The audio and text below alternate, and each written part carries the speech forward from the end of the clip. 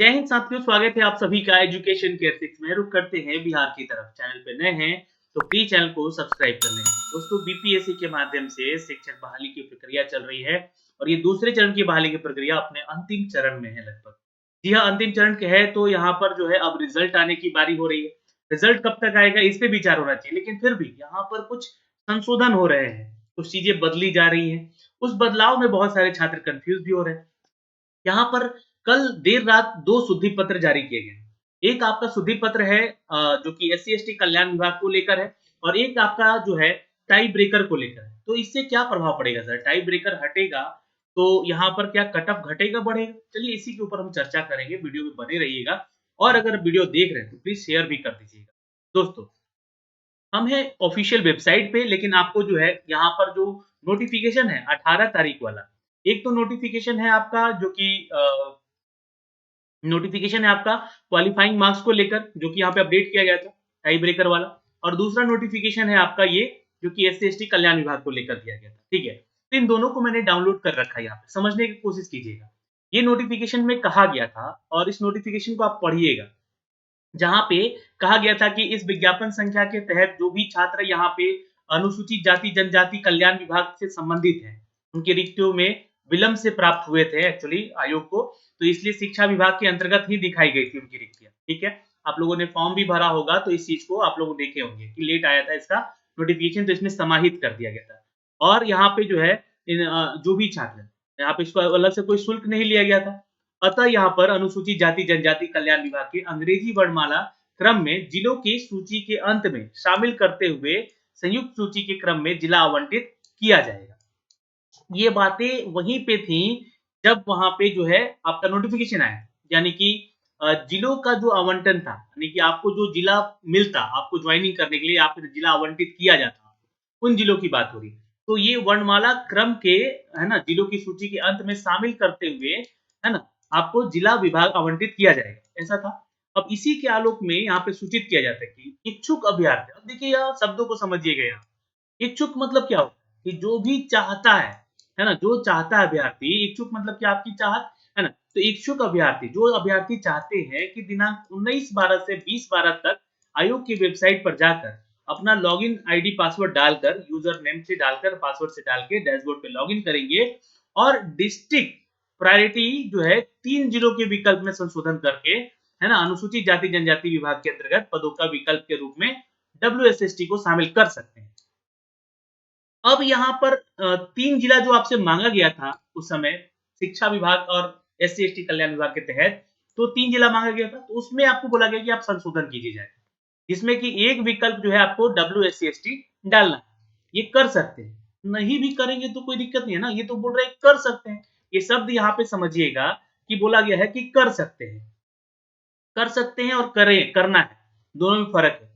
अब यहाँ पे देखिएगा, इसके बाद एक लाइन लिख दिया गया कि अगर उक्त का चयन नहीं करने की स्थिति में, तो ये उक्त क्या, ये डिस्ट्रिक्ट प्रायोरिटी अगर आप लोग नहीं करेंगे, तो बोला गया था कि उक्त का चयन नहीं करने की स्थिति में उक्त अनुसूचित जाति जनजाति कल्याण विभाग के पदों के परीक्षाफल प्रकाशित नहीं किया जाएगा। ऐसा नहीं कहा गया था कि आप ये जो है डब्ल्यूएससी नहीं डालेंगे तो आपको यहाँ से बाहर कर दिया जाएगा। पर इस चीज का संशोधन किया गया, नोटिफिकेशन जारी किया गया, एक शुद्धि पत्र लाया गया। इसमें बोला गया कि जो 18 तारीख को जो नोटिफिकेशन जारी किया गया था इस परिप्रेक्ष्य में, इसमें कि सूचित किया गया था कि अंतिम वाक्य में कि उक्त का चयन नहीं करने पर, है ना, परीक्षा प्रकाशित नहीं किया जाएगा, तो विलोपित किया जाता है, यानी कि इसको जो है खत्म किया जाता है। मतलब इस लाइन को क्या किया गया, विलोपित कर दिया गया कि जो है उक्त का चयन नहीं करने की स्थिति में एससी-एसटी विभाग के पदों के लिए परीक्षा फल प्रकाशित नहीं किया जाएगा को विलोपित कर दिया गया। मतलब कि अब यहाँ पे सिर्फ इतना ही दूर तक आपको समझना है इस नोटिफिकेशन को, ठीक है, इतना ही दूर तक। तो विकल्प के रूप में आपको एक डब्ल्यूएससी डालना है, ठीक है। अब ये कर सकते हैं, नहीं तो आपने पहले से जो आपने करके छोड़ा हुआ है ना, उसको भी छोड़ दीजिएगा तो कोई दिक्कत नहीं, या 3 जिले भी डाल दीजिएगा तो कोई दिक्कत नहीं, ऐसा आपका रिजल्ट पे प्रभाव नहीं पड़ेगा। तो देखिएगा यहाँ पर आकर, तो ये देखिए यहाँ पर आपको करना क्या है कि एक इसमें से कोई एक जिला जो है आपको क्या करना है कि सपोज मान लीजिए कि हमने यहाँ पे पहला ही जो है एससी-एसटी वाला सिलेक्ट कर लिया, ये नीचे आइए तो दिया हुआ है, देखिएगा यहाँ पे। अगर देखिए आयोग की गलती क्या है, इनको अगर 2 ही जिला लेना था तो ये 2 ही जिला का देते, और इसको यहाँ पर जो है WSC/ST डाल के, ये देखिएगा यहाँ पे WSC/ST डाल के इसको जो है फ्रीज कर देते हैं कि इसको कोई छेड़छाड़ ही नहीं करता। आयोग तो ऐसा कर सकता था ना, और ये जो है 2 जिला सिर्फ उनसे प्रायोरिटी में मांगा जाता है। तो तीनों जिलों का संशोधन। अब देखिए ये जो छात्र थे ये पटना डाले हुए थे, मुजफ्फर डाले हुए थे, भागलपुर डाले हुए थे। ये इनका शिक्षा विभाग और उस समय जब फॉर्म भरे थे शिक्षा विभाग और SC/ST कल्याण विभाग का एक साथ फॉर्म भरवाया गया था, तो ये प्रायोरिटी मांगा गया। अब ये चाहते हैं कि हम चेंज ही नहीं करें, तो छोड़ सकते हैं इनको, है ना? ये कर सकते हैं, ये वर्ड लिखा भी गया है कि इसमें जो है एक विकल्प को शामिल कर सकते हैं। नहीं भी करेंगे तो कोई दिक्कत अब नहीं है, और इसकी पुष्टि भी शुद्धि पत्र में कर दी गई है कि परीक्षा फल प्रकाशित नहीं किया जाएगा को हम विलोपित करते हैं, इस बात को खत्म करते हैं। तो ये एक बात हो गई। अब आपको करना क्या है कि अगर जो लोग करना चाहते हैं, है ना? जो करना चाहते हैं वो कर सकते हैं। या तो एक प्रायोरिटी में आपको ये डाल देना है, या आप तीसरे प्रायोरिटी में डालिए, है ना? और पहले दूसरे में अपना जिला डाल दीजिए, या फिर तीसरे में WSC डाल दीजिए, या दूसरे में WSC डाल, कहीं भी एक इसको डाल देना है आपको, अगर आप करना चाहते हैं तो, और फिर उसको सबमिट कर दीजिएगा। अब इसका बेनिफिट क्या होगा, आपको करने से क्या फायदा होगा? करने से एक फायदा होगा कि सपोज मान लीजिए कि आपका SC/ST वालों का इन लोगों ने अगर चाहा, मैं नहीं जानता हूं, अगर इन लोगों ने चाहा कि रिजल्ट अलग से दिया जाए इस विभाग का, तो हो सकता है कि आपके मार्क्स अच्छे हों। जब आपका मार्क्स अच्छा होगा तो आपको अपना जो है पसंद किया हुआ, मतलब चूज किया हुआ डिस्ट्रिक्ट प्रायोरिटी वो मिल सकता है। तो ये एक बेनिफिट हो सकता है आपको यहाँ इस चीज का, बस। और कोई इसका लेना देना नहीं है ज्यादातर इन सभी चीजों से। तो ये एक शुद्धि पत्र है। दूसरे शुद्धि पत्र पे चलते हैं। दूसरा जो शुद्धि पत्र है इसको लेकर छात्र काफी कंफ्यूज है। देखिए ये नोटिफिकेशन भी 18 तारीख को जारी किया गया था। इसमें कहा गया था, ये शुद्धि पत्र नहीं है, ये आवश्यक सूचना है, और शुद्धि पत्र ये है इसका। तो आवश्यक सूचना में कहा गया था कि विज्ञापन संख्या 27/2023 के अध्यापक नियुक्ति प्रतियोगिता परीक्षा को लेकर सूचित किया जाता है कि वर्ग 1 से 5 को सिर्फ छोड़कर, यानी कि जो छात्र 1 से 5 में है उनका 150 नंबर का ही एग्जाम है, और 30 नंबर क्वालिफाइंग पेपर है, उनका उनका कोई छेड़छाड़ नहीं किया गया है ना? सभी वर्गों के विषयों के परीक्षा में भाग 1 जो कि भाषा वाला सेक्शन था, जो कि अर्हतांक यानी कि क्वालिफाई नेचर का था, इस अंक को शून्य किया जाता है। अब इसमें क्या हुआ कि बहुत सारे छात्र नाराज हो गए क्योंकि उनको लगता है कि इसमें वो भी लोग शामिल हो जाएंगे जो कि फेल कर रहे थे भाषा में। भाई उनका तो कंपटीशन बढ़ रहा है तो नाराज होंगे, लेकिन अगर दूसरे परिप्रेक्ष्य में अगर उनके लिए देखा जाए जो फेल कर रहे थे वो तो पास हो गए। तो यहाँ पे दोनों के लिए बात करना यहाँ पे मुश्किल हो रहा है कि किसके पक्ष में बोला जाए। लेकिन हाँ, खेल के नियम बीच में बदले जा रहे हैं तो ये तो गलत है। कहीं ना कहीं आयोग जो है इसको गलत कर रहा है। तो खैर यहाँ पर ये चीजें हुई क्यों, ये भी समझना है। ये चीजें हुई तब जब हुआ क्या कि उर्दू और बांग्ला ये दो पेपर का लैंग्वेज यानी कि भाग 1 में जोड़ा ही नहीं गया था। एक से ले चूंकि एक से 5 में तो आपको पता है कि सामान्य का पेपर ही होता है और भाषा हिंदी अंग्रेजी ही था, तो वहां पे दिक्कत नहीं। लेकिन यहाँ पे जो 6 to 8 की देखेंगे हम लोग, तो यहाँ पे उर्दू, बांग्ला और हिंदी ये 3 पेपर थे जो कि जोड़ना था, और इंग्लिश तो कंपलसरी था ही, 8 नंबर का आएगा ही आएगा आपका। तो ये जो 6 to 8 नहीं, 6 to 12 कहिए यहाँ, है ना? जितने भी कक्षाओं का एग्जाम हुआ इसमें ये बांग्ला और उर्दू को शामिल नहीं किया गया। अब ये गलती भी किसकी थी? तो पेपर जहां छपा होगा या आयोग ने छपवाया होगा उनकी गलतियां थी। अब उस चीज को यहाँ पे क्या बोल दिया गया कि हम शून्य कर देते। आप अलग से इनका एग्जाम क्यों नहीं ले लिए सर? आप इनका अलग से एग्जाम ले लेते हैं, जो कि छात्र उर्दू और बांग्ला संबंधित है, तो 30-30 नंबर का एग्जाम दे देते, तो बात यहाँ पे खत्म हो जाती। फिर वो भाषा अर्हतांक जो है ये क्वालिफाई नेचर पे रखता, और ये जो है आपका कहाँ संबंधित था? क्योंकि 120 मार्क्स समझिएगा पे ही कट ऑफ बन रहा था अभी तक भी, और अभी भी आपका जो है 120 पे ही कट ऑफ बनेगा।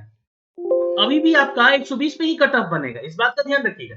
लेकिन अब इसको जो है टाई ब्रेकर के रूप में अगर देखा जा रहा था कि ये जो 30 नंबर है टाई ब्रेकर, तो ये एक अच्छा पहल था। क्योंकि अगर आपका मान लीजिए कि 120 में बहुत सारे छात्रों का यानी 10 छात्रों का मान लीजिए कि 90-90 नंबर आ गया, या 100-100 नंबर आ गया, ठीक? अब ये किसको प्रायोरिटी आप देंगे, किसको वरीयता देंगे? तो भाई टाई ब्रेकर में हम लैंग्वेज पेपर को देखना था हमें।